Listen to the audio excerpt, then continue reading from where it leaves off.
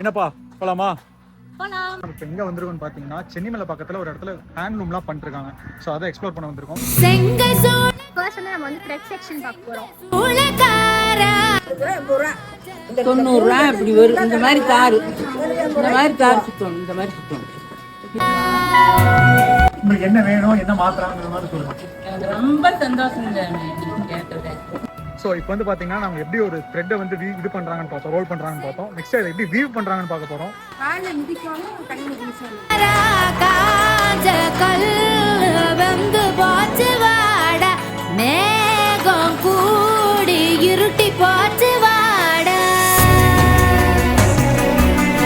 Power லூம்லயோ மற்ற ஏதோ jet loom அப்படின்னு போகுது அப்படின்னா எலாங்குவேஷன் ஆயிடும்.